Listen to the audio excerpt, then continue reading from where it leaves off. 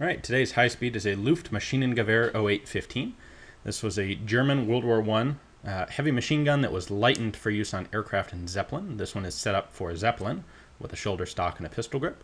It's using an MG34 belt, which does have to be pulled through the block, but otherwise works.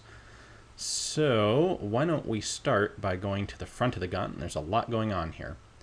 We can see here we've taken the flash hider bell off of the muzzle brake, and you can actually see the barrel reciprocating back and forth.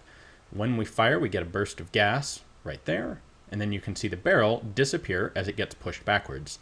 The Maxim guns, all of them, and the Vickers guns as well, are short recoil-operated guns, so the barrel actually reciprocates backward with each shot.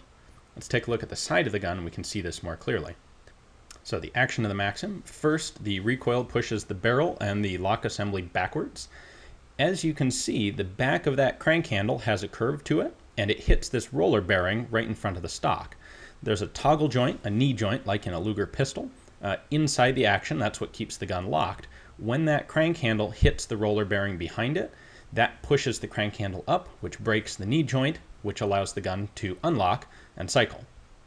So looking at the cycle from the position of the belt, what we have is an extractor on the bolt face that can hold several cartridges at a time in a vertical row.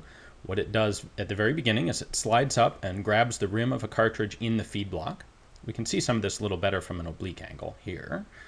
Now, once it's grabbed that cartridge, when the gun fires, the cartridge in the belt is pulled backwards out of the belt into the action.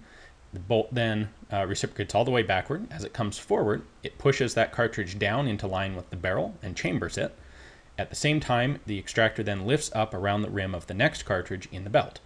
When you fire, the round in the chamber, of course, provides the motive force to push everything backwards. Its empty case then comes back with the bolt as the bolt is pulling a live round out of the belt. When the bolt's at its full rearward position, those two cartridges are both pushed downwards again.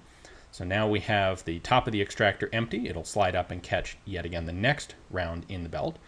There is a live round going into the barrel, and then the empty case comes out the front of the gun directly underneath the barrel. You can see in this video, sometimes they bounce off the tripod, and sometimes they come right through the middle like that one is going to do. Now, for this reason, the gun will fire one more time after the belt is empty, right there, because there is a cartridge that's in the barrel when the last cartridge, or after the last cartridge, has been pulled out of the feed block. For that reason, when you clear these guns, you have to actually operate the charging handle twice to make sure you've cleared the feed block and also cleared the barrel. So they're extremely cool guns. We'll have a full-length video on this one coming up shortly.